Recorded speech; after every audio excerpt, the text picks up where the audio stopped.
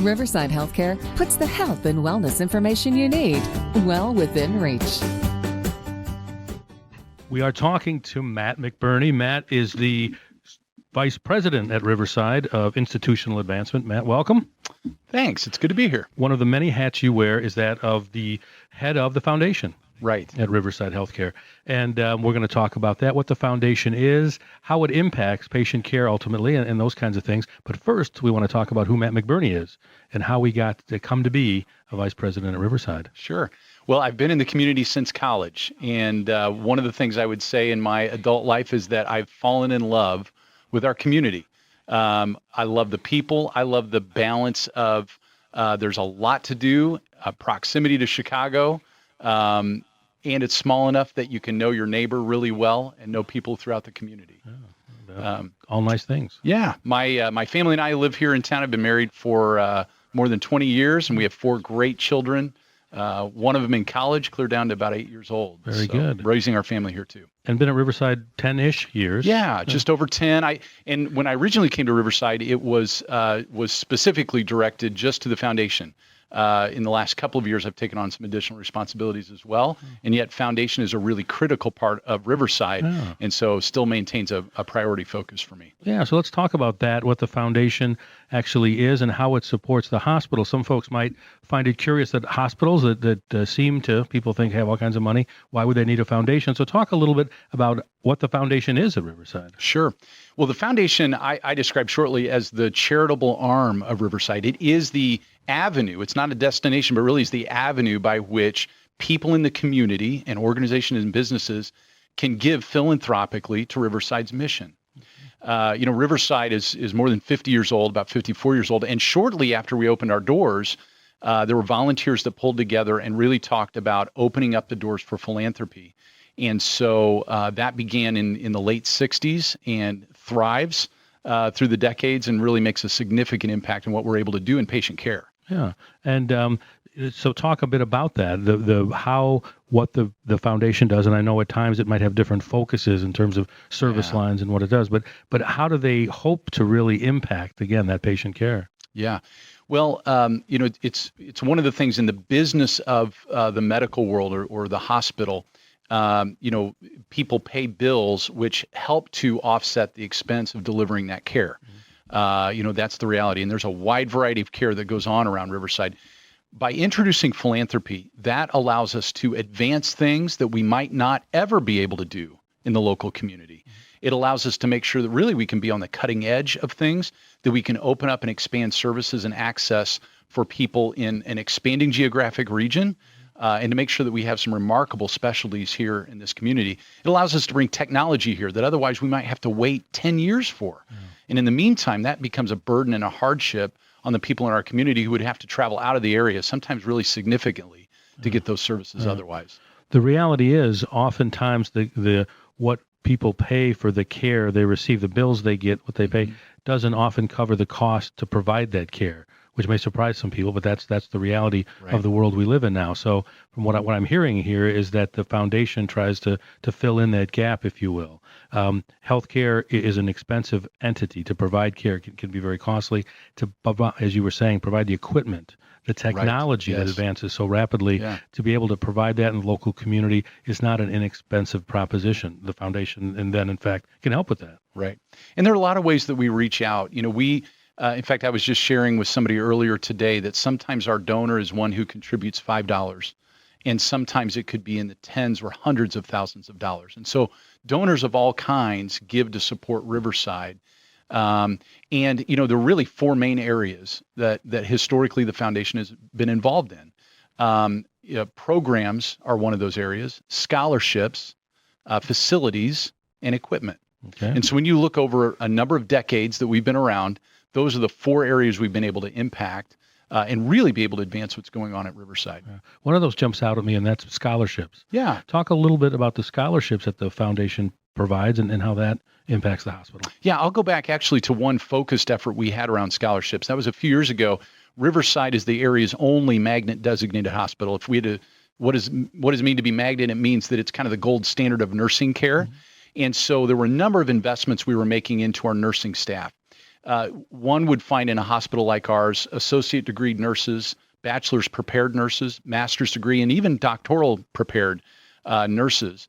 We have all of those at Riverside as well. But we began a concerted effort to offer scholarships so that our nurses who are working at a certain level might be able to go back and get their next level or next 2 levels of education. So we went out to the community and said, would you support this effort as a way to give thanks and give back to these nurses that have cared for us? Really was a beautiful thing because the people who gave were giving out of gratitude. They'd received care or their loved one had received care. What it allowed for that nurse is to be able to go back to school and maybe make that investment in his or her education that they never felt like they could do. With time constraints and young families, sometimes they just didn't feel like they could do it. It gave them that confidence that they could. One of the other benefits was many of them went back to our local university or community college to be able to secure that education. And so it helped the economy in that regard because those entities benefited as well. And ultimately, it delivers better patient care at the bedside. And so our patients benefit from that. So that's a great example of how philanthropy works. That was a specific campaign that the foundation undertook. That was a specific campaign. I will tell you the great thing about it is we set out a goal initially, and we've actually tripled the amount that's come in from that original goal. And I credit the hearts and generosity of people who gave. And truly, those stories were varied. I learned about one donor who his wife was in the hospital. An announcement came over that we'd become magnet designated. It came over the speakers.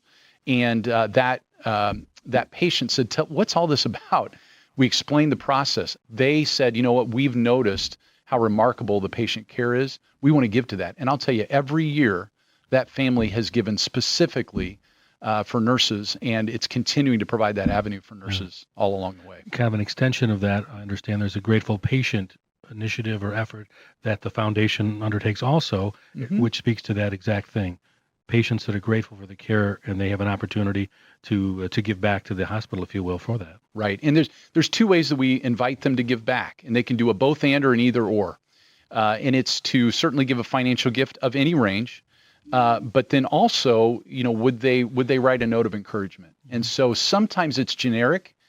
The doctors and nurses at Riverside were incredible. I had a great experience. Sometimes it's very specific. They say, nurse so-and-so by name, doctor so-and-so really made the difference for me when I was at Riverside. And we pass that information on. And of course, that feels good as the staff person to know they were recognized. Guess what? They're going to be more energized to deliver that great care to the next patient, who's then going to respond in kind with additional gratitude. Ultimately, that's the kind of loop that we're trying to create, is raise up people being generous. We have a phrase that we use in the foundation: generosity heals. And so Riverside's in the healing business, there's no doubt. But when we take a step back and talk maybe beyond even the clinical part of what we sometimes talk about, there is a healing that goes on when people can give and to affect the next patient. I find that many of our most passionate gifts are given not by the recipient, but by a loved one of the recipient who watched the care occur. Sometimes their loved one is thriving and doing really well. Sometimes that loved one passed in our care, but they passed with such dignity and such comfort in the way they were treated that their gratitude just overflows. And they say, I want to help the next people who are coming through these doors. Yeah, very powerful. We're trying to expand the heart, if you will. Sure. Riverside's definitely in the heart business, certainly when we think about our cardiovascular service line, but we're in the heart business. We want to grow the hearts of the people in the community and give them remarkable avenues to be able to give and affect the next patients who come through our door. Sure. One of the other 4 you mentioned is equipment. Yes. To the hospital. Yeah. And as we know, the kinds of equipment that we're buying typically is not Band-Aids and thermometers. Right. It's expensive equipment as time has gone, and the complexity of that equipment, the prices have gone up as well. So the foundation can, again, serve a need there. And there's been a very specific campaign around some technology. Talk a little bit about that. Sure. Right now, we are in the Lead with Your Heart campaign.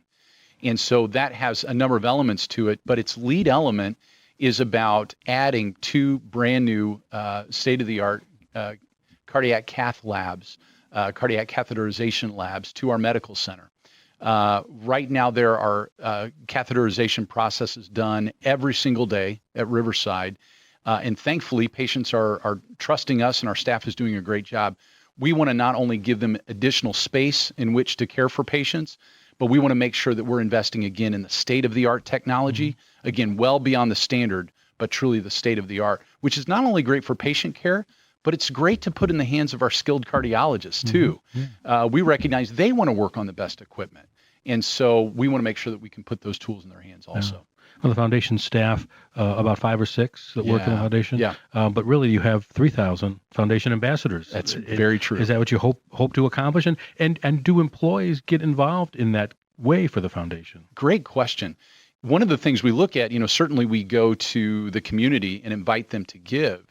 But one of the things the community members ask me is they say, your employees see this mission accomplished every day. Are they giving? And they are. We appeal to our employees at all different levels to consider giving to Riverside's mission directly. It is an increasing number every single year of employees that give. Many of them do it through just like a payroll deduction, a really simple, but they're doing it with regularity. They're giving back to our mission because they believe in what we're doing. 2018 kind of just getting underway. Yeah. Are there? You mentioned the campaign that you're currently working on. Are there other things in the foundation's future that excite you? You seem like an excited guy pretty much all the time, enthusiastic. But is there anything we can look forward to as time rolls forward that you're really excited about with regard to the foundation? Sure. There is a regular pattern for us of some events that are really important to Riverside. Those certainly help us from a fundraising standpoint, and so the foundation takes the lead on it, but really is about engaging people in our story. One of those is coming up soon. We only do it once every 2 years, but it's the Riverside Heart Ball, and that event is really a black tie gala. We plan to have over 1,000 people in the room, raise some remarkable dollars for our Heart and Vascular Institute through the Lead With Your Heart campaign. And then just down the road, not too far, is our annual Pro-Am golf tournament. It's actually the longest running Pro-Am, professional amateur tournament in the state of Illinois. Wow. And we will run that again this year in its 41st year, I believe. We'll engage the community in that. It really is a great day. And again, it delivers some needed funds this time again for the Heart and Vascular Institute. And the folks who are listening have been so moved by your words, there's a way that they can get involved. Right. They can go to our website, I'm sure. Yeah. And in fact, when you go to the website, there is a tab that just says giving. And then one can click on foundation, or they can click on volunteer services. So we invite people to give. We really do. We want to expand the heart. Sometimes people are able to give right now financially. Any size gift, I think, does good all over the place. Sometimes they want to give from their time. Yeah. And so we invite people to be volunteers as well. And there are a lot of ways to get involved in the organization as a giver of time and skill in that regard. So we love to have people do so. Matt McBurnie, Vice President of the Riverside, and I'm struggling with the title. Yeah, Vice President of Institutional Advancement. I should have that tattooed on my hand, so I'll never forget that. Matt, we appreciate your time learning more about the foundation and the great work that the foundation does. Thanks so much, Carl.